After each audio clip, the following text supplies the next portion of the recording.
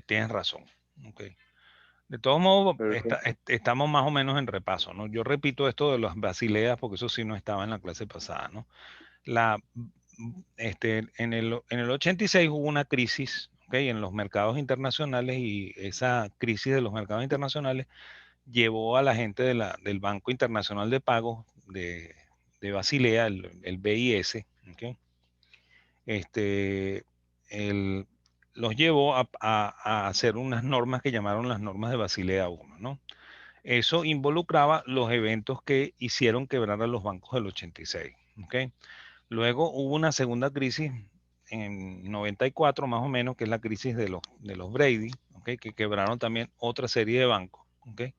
Y en esa crisis también estuvo involucrada los bancos venezolanos, pues la famosa crisis del 94 está envuelta en ese escenario de la crisis de los Brady, ¿no?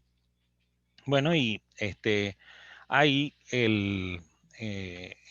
Basilea determinó cuáles fueron las razones por las cuales quebraron esos bancos, y entonces crearon las normas de Basilea II, ¿ok? Y bueno, los bancos tuvieron que ponerse a cumplir Basilea I y Basilea II, las dos cosas, ¿no? Y bueno, luego en el 89 se desató la crisis de las .com, que fue cuando se cayeron las acciones tecnológicas, y eso llevó a la caída general del mercado y la quiebra de algunos bancos en los Estados Unidos, ¿ok? Y en otros lugares, y entonces Basilea otra vez sistematizó el problema y entonces creó Basilea III. Entonces hoy los bancos están sujetos a cumplir la 1, la 2 y la 3, ¿ok? Y bueno, en el 2008 ocurrió la famosa crisis de las inmobiliarias, ¿ok? Que también quebró una serie de bancos, compañías de seguro, etcétera. Y bueno, y el evento que quebró a los bancos en el año 90, en el año 2008, ¿ok? No tiene relación con Basilea 1 ni 2 ni 3. O sea que yo me imagino que tarde o temprano Basilea inventará unas normas Basilea 4 para que se cumplan en el caso de los bancos eh, internacionales. Y bueno, y la siguiente crisis tampoco estará relacionada ni con el 1, ni con el 2, ni con el 3, ni con el 4. ¿Ok? Entonces, eso les dice a ustedes que la incertidumbre es de verdad lo que termina quebrando a las empresas, y la incertidumbre no se conoce, ¿ok? Y no puede ser anticipada, pues ni siquiera estos individuos que uno dice que son geniales y que saben mucho, logran detectar qué es lo que va a pasar. Ellos pueden saber lo que pasó, pero no lo que va a pasar, ¿ok? Entonces, y eso les dice que no hay, que el problema no es el riesgo, el problema es la incertidumbre, ¿ok? Entonces, bueno, para entrar al riesgo hay que pasar por el rendimiento, porque el riesgo es la otra cara del rendimiento, ¿ok? Eh, no es la incertidumbre, es la otra cara del- del rendimiento. O sea que la incertidumbre no es, como dice mucha gente por ahí, ¿cómo se llama? El elemento que engloba todos los riesgos, ¿no? ¿Ok? No, la incertidumbre no se conoce, ¿ok? Y el riesgo es otra cosa completamente distinta. El riesgo surge del rendimiento, ¿ok? Entonces, bueno, ¿cómo mido yo el rendimiento? Lo mido por variación de precio, ¿no? O sea, si yo compro una acción en 25 y la vendo en 30, ¿ok? Entonces yo gané 20%. Ese sería mi rendimiento en esa inversión, ¿no? Pero yo puedo medir estos rendimientos sin que compre ni venda, ¿no? O sea, yo puedo medir el rendimiento diario, el rendimiento semanal, el rendimiento mensual, ¿no? Entonces, para eso yo les dije que se podían ir a, los, a las páginas web, y está la página web de Yahoo Finanzas, ¿ok? Que yo siempre la recomiendo en las clases, ¿ok? Finance.yahoo.com, ¿ok? Y ahí ustedes pueden bajar los precios históricos, por ejemplo, de una inversión, ¿ok? Y pueden pedirla en término diario, en términos semanal, en término mensual, ¿ok? Y por el plazo que ustedes quieran, la pueden pedir por un año, la pueden pedir por 2 años, 3 años, 5 años. Y si Yahoo tiene desde principios del siglo XX, también pueden bajarla desde principios del siglo XX hasta hoy, ¿ok? En el caso del Dow Jones, creo que lo tienen desde 1900. 20, una cosa así. O sea que hay muchas cosas que ellos tienen en base de datos larga, ¿no? ¿Ok? Incluso en forma diaria, ¿ok? Entonces, bueno, yo bajo eso y puedo calcular los rendimientos, vamos a decir, diarios, ¿no? Entonces, con esos rendimientos diarios, yo puedo calcular un promedio, ¿ok? Usando la fórmula simple del promedio, ¿ok? Aquí le falta dividirlo por n, ¿ok?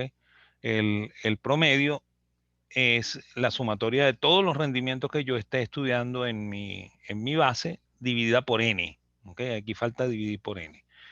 Eso, cuando uno lo escribe en notación matemática, dice la esperanza matemática del rendimiento, ¿no? Y se llama esperanza matemática del rendimiento porque es una medida de la tendencia central, pues, ¿ok? Y la explicación del promedio es que es lo que eh, históricamente se espera que se repita, ¿no? Por eso que es el promedio, pues, ¿ok? Y aquí viene el problema, ¿no? Que cuando es una observación de las ciencias de la naturaleza, probablemente esto sea verdad, ¿no? ¿Ok? Por ejemplo, si yo estudio la caída ¿cómo se llama? De los objetos desde un edificio, ¿ok? Entonces, eso está afectado por la ley de la gravedad y ahí no hay influencia humana y las dos cosas caen muy similares, ¿no? Entonces, yo puedo establecer un comportamiento de la naturaleza que está basado en el promedio, ¿ok? De la misma manera, si vamos a poner un poquito aquí en algo a un ser humano, ¿ok? Yo agarro una moneda y empiezo a tirarla, ¿ok? Y si la moneda no está cargada, ¿ok? Y yo no estoy poniendo la mano de una determinada manera, ¿ok? Entonces probablemente van a salir 50% de caras y 50% de sellos, porque eso debería ser un fenómeno natural, ¿no? Si la moneda no está cargada, pasa eso, ¿ok? Entonces vamos a suponer, si yo lanzo la moneda 1000 veces, ¿ok? Debería haber más o menos 500 caras y 500 sellos, ¿ok? O 496 caras y 504 sellos, ¿no? Y eso todavía mantiene el 50-50. Puede ser que ese errorcito que se cometió ahí sea culpa mía, ¿no? Que yo tiré la mano de una determinada manera y eso provocó que saliera una cara obligada y no lo que tocaba, ¿no? Entonces, pero eso no va a ocurrir todo el tiempo, ¿no? Porque yo no todo el tiempo no estoy haciendo este juego a propósito, ¿no? Pues estoy tratando de que sea lo más natural posible. Entonces, bueno, incluso en la misma naturaleza, ¿ok? A veces hay variaciones, ¿ok? Y esas variaciones se miden estadísticamente como la desviación estándar. Entonces, el riesgo es la desviación estándar, ¿ok? Alrededor de la media, ¿ok? Ah, yo no dije algo más, ¿no? En finanzas nosotros llamamos al promedio rendimiento esperado, ¿ok? Entonces, cuando ustedes leen un libro que hablan de rendimiento esperado, se están refiriendo al promedio. ¿Ok? Y después más adelante, cuando veamos los riesgos de cartera, que son el tema después de los riesgos de país, van a ver que también vamos a repetir este tema, este término de rendimiento esperado y vamos a ver qué hace el financista con esto. ¿Ok? Entonces, bueno, si no hay riesgo, ¿ok? Lo que yo espero que ocurra es exactamente el promedio, ¿ok? Porque esa es la definición de la medida de la tendencia central, pues. Por lo que si el riesgo no existe, podemos afirmar que mañana la inversión debería cambiar su valor en ese mismo rendimiento en forma absoluta, ¿no? Eso significa que podemos ganar o perder ese porcentaje, ¿no? O sea, no es que vamos a ganar siempre, podemos ganar o perder ese porcentaje, ¿ok? Entonces, bueno, esa sería la definición del rendimiento, ¿no? Ahora, resulta que el, el fenómeno de mercado es un fenómeno humano, ¿ok? Que no puede ser predecido por leyes de la naturaleza, ¿ok? Y escapa a esto, ¿no? ¿Ok? Entonces, el fenómeno de mercado se comporta distinto porque está conformado por seres humanos, ¿no? ¿Ok? Sin embargo, cuando uno mide el riesgo, uno hace la abstracción de que esto es un fenómeno natural, ¿ok? Y entonces dice, bueno, si no se da el promedio, se puede dar una variación que puede hacer el rendimiento mayor y puede hacer el rendimiento menor, ¿ok? Si ustedes buscan un libro de finanzas de los chimbos, que yo lo llamo así, ¿ok? El libro de finanzas dice, el riesgo es la probabilidad de pérdida en una inversión, ¿ok? Y Esa definición está muy buena para un vendedor de seguros, porque el vendedor de seguros vende miedo, ¿no? El vendedor de seguros no vende seguro, él vende miedo, ¿ok? Porque él le dice a ustedes, miren, se va a morir, usted se va a morir, cómprese un seguro de vida, ¿ok? Mire, usted va a salir embarazada y no va a poder pagar ese parto, compre un seguro de hospitalización, cirugía y maternidad, ¿ok? No le digo el COVID, porque el COVID parece que no lo cubre o sea, ni Bambarito, pues. ¿Ok? Pero, pero el vendedor de seguros les dice esto, pues le dice, mira, a ti te van a robar ese carro y no vas a poder comprarte otro. Cómprate el seguro para que tú veas que tampoco te vas a comprar el carro. ¿Ok? Porque el riesgo, visto desde el enfoque del seguro, está basado en esa visión pesimista del riesgo, pues, de que te va a pasar algo malo. ¿Ok? Si no, no se vende el seguro, pues. ¿Ok? Por eso es que de verdad, en el negocio del seguro, lo mejor es no necesitarlo y no tenerlo. ¿Ok? O sea, con todo lo contrario que dice la propaganda. O sea, no necesitarlo significa que a usted no le pasó nada malo. ¿Ok? Y no tenerlo significa que usted no se gastó esos reales. ¿Ok? O sea, financieramente eso es lo mejor que le puede pasar a uno. ¿Ok? Sin embargo, bueno, la gente se cubre con seguros. ¿Ok? Y el seguro está basado en estas probabilidades, ¿no? Y el seguro no asegura fenómenos humanos, ¿no?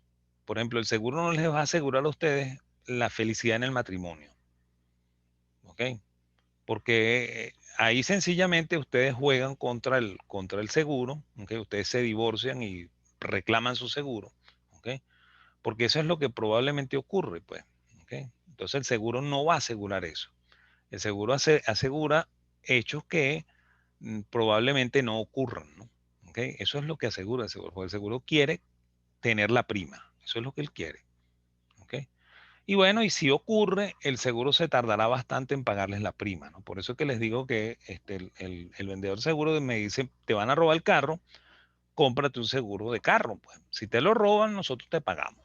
¿Ok? Está bien, sí me pagas, ¿no? Pero entonces resulta que cuando me van a pagar, se tardan 8 meses en pagarme, porque pues primero hay que demostrar que el carro de verdad desapareció, no se consigue, después entonces empieza el proceso de calcular cuánto me toca pagar y después me pagan una miseria porque pagan la depreciación de esos 8 meses, ¿ok? E incluso la depreciación desde el momento en que yo compré el seguro hasta el momento en que ocurrió el incidente, ¿no? Entonces al final a mí me dan una cantidad de dinero que yo voy a la agencia de carros, trato de sacar el carro y no compro ni el parachoque del carro, pues, ¿ok?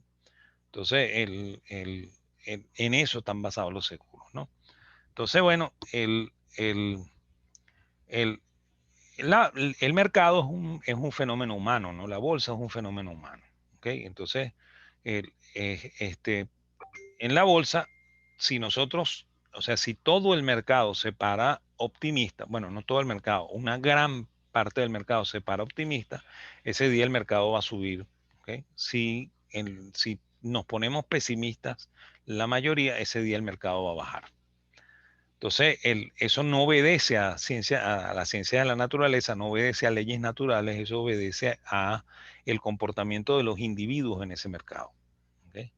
Entonces, no es, eso es terriblemente menos predecible porque tendríamos que tener un modelo matemático, un modelo econométrico o un modelo computacional que predijera el sentimiento de cada uno de nosotros, pues, y eso no existe, pues. ¿Ok? Entonces, bueno, cuando uno evalúa el riesgo, hace la suposición de que ese fenómeno es un fenómeno natural, ¿ok? Y que se comporta como los fenómenos naturales, ¿ok? Entonces ya esto está escapando de la realidad, ¿no? ¿Ok? Y bueno, por esa razón, cuando uno hace un cálculo de esta desviación estándar, vamos a suponer que la hacemos por 5 años, entonces tenemos una base de datos lo suficientemente buena para decir el rendimiento esperado es este y la media es esta, perdón, y la desviación es esta. Entonces, bueno, a mí me piden, prediga usted cuánto será el precio de una acción dentro de 6 meses, ¿no? Entonces yo tomo el precio de hoy, ¿ok? Y lo multiplico por uno más la desviación, ¿ok? por la raíz del número de días, ¿no? Entonces pongo aquí la raíz de 300, ¿ok? Y entonces yo digo que dentro de 300 días, ¿ok? Esta acción, ¿ok? Va a estar en un rango que sería el precio de hoy menos esta desviación por la raíz de 300 y el precio de hoy por uno más la desviación por la raíz de 300. ¿Ok? Entonces me da un rango, ¿ok? En el cual el precio debería ubicarse, ¿no? Ojo, si el fenómeno es natural, ¿ok?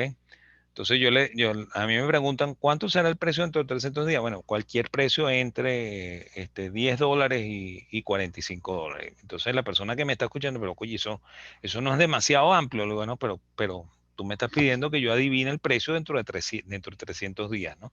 Yo te digo que puede estar entre 10 y 45, ¿no?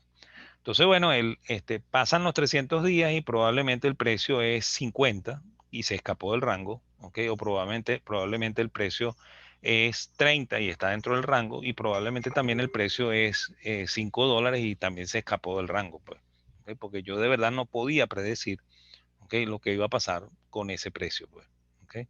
Y nadie lo puede predecir, pues, ¿ok? Por eso que se dan estos rangos, ¿no? ¿Ok? Entonces, bueno, por eso que digo ahí, sin embargo, hay quien se atreve a hacer predicciones con eso y dice esto, ¿no? ¿Ok? Bueno, ¿cómo se categoriza el riesgo? El riesgo que nosotros medimos lo vamos a llamar riesgo total, ¿ok? Cuando tomamos en cuenta todos los indicadores. Sin embargo, el financista prefiere separarlo en dos componentes, ¿no? Y llama riesgo de sistema a aquel riesgo que viene desde fuera, ¿no? ¿Ok? Que no es producto de variables propias del sector o de la o de la empresa que estamos estudiando. Entonces, cuando las variables provienen de todo el sistema, ¿ok? Lo llamamos riesgo de sistema. Y por eso es que cuando uno lo ve desde un enfoque muy macroeconómico, eso se llama riesgo de país, ¿ok? El riesgo de sistema. Y cuando uno lo ve de verdad microeconómico, entonces el riesgo que afecta solamente a la empresa y a su sector se le llama riesgo específico o riesgo único o riesgo propio, ¿ok? Entonces, el riesgo del sistema, ¿ok? No se puede diversificar, ¿ok? El riesgo propio sí se puede diversificar, ¿ok? Y bueno, el financista normalmente se preocupa mucho más del riesgo propio porque está asociado a factores que él no puede controlar, ¿ok? Entonces, bueno, eh, el riesgo propio se disminuye por diversificación y entonces yo agregué esta lámina, ahí esto sí ya es nuevo, ¿ok? Si usted compra una sola inversión, usted tendría 50% de posibilidades de ganar y de perder, ¿ok? Sí, a priori, ¿no? O sea, yo compro hoy una acción, supongamos que me compro Apple, bueno, yo mañana puedo ganar y puedo perder. O sea, tengo 50% de probabilidades, ¿ok?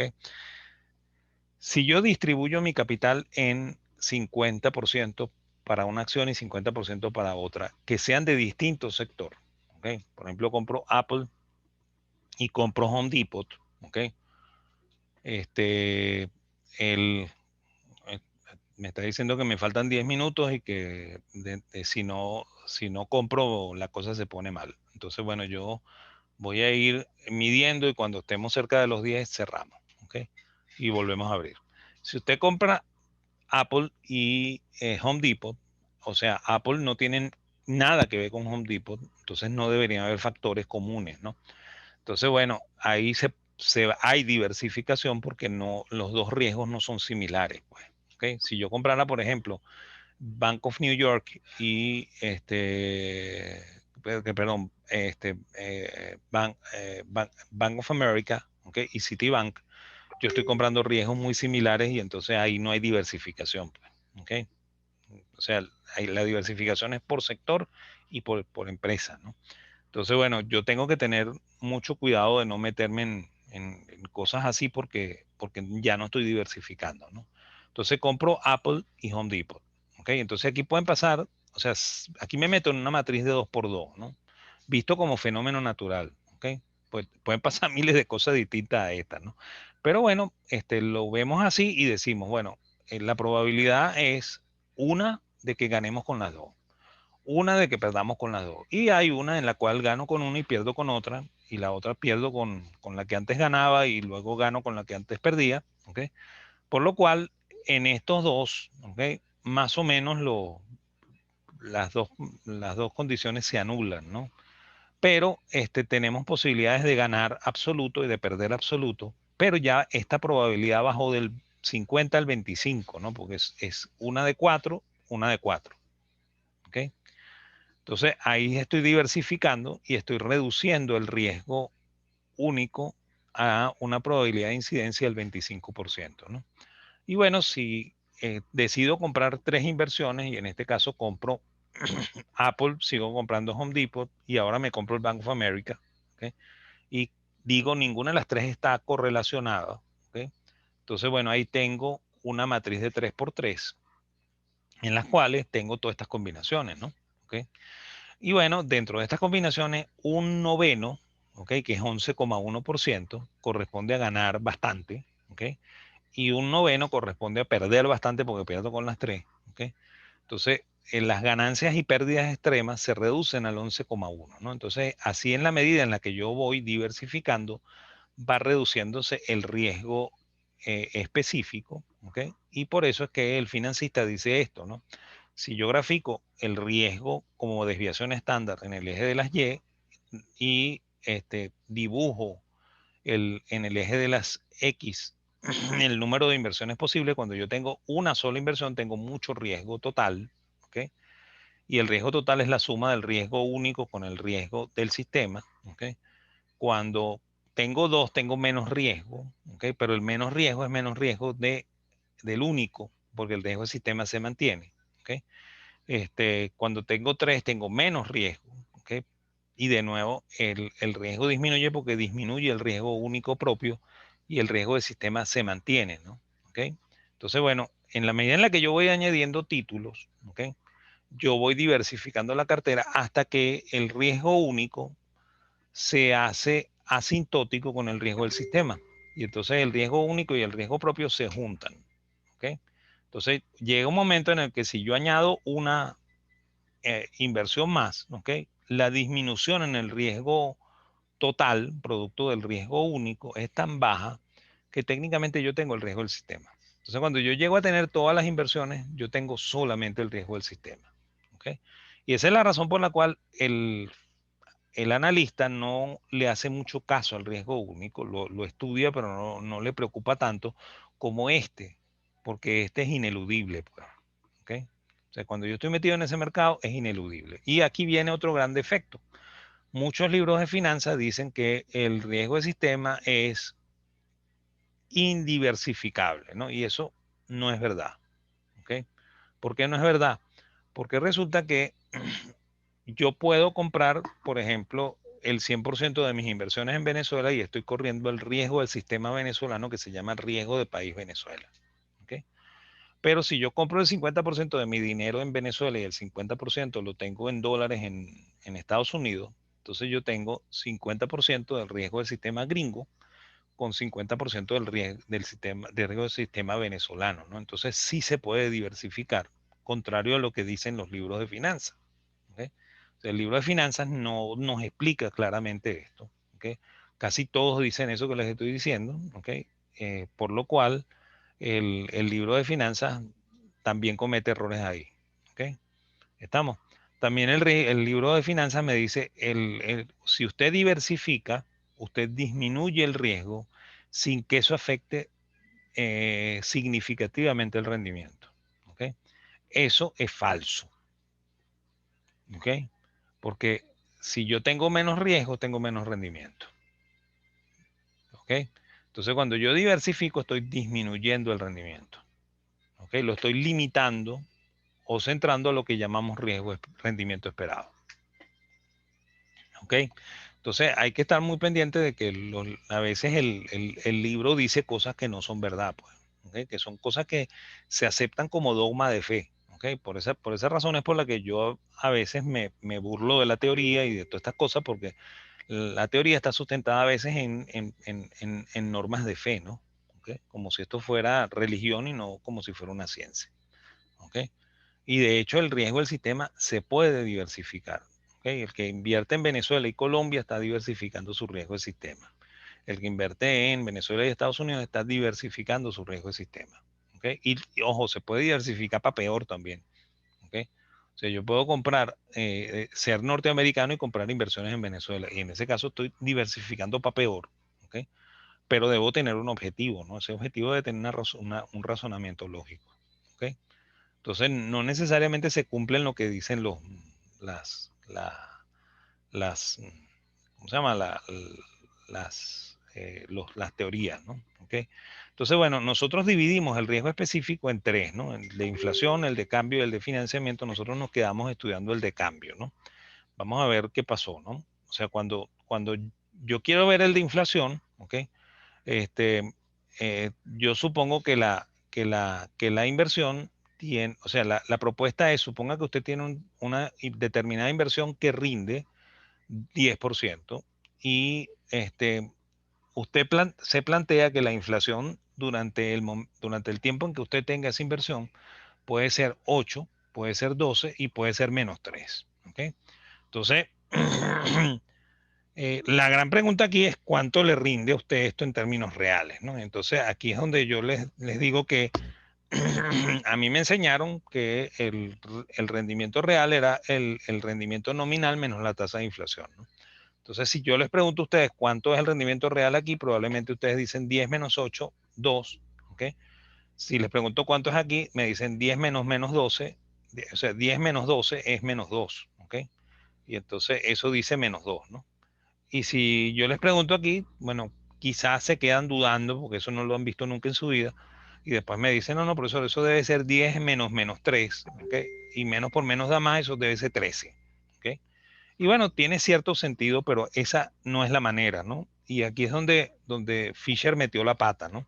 Fisher escribió un libro en el año 1909 que se llama la teoría de la tasa de interés, y él fue el que planteó esto de la tasa real de interés, ¿no? Antes que él lo había hecho también Marshall, y el paper de Marshall, porque fue un paper, no fue un libro, ¿ok? Es un galimatías que entenderá Marshall y su mujer, ¿ok? Y digo esto porque las malas lenguas dicen que Marshall no escribía, que quien escribía era la mujer, ¿ok?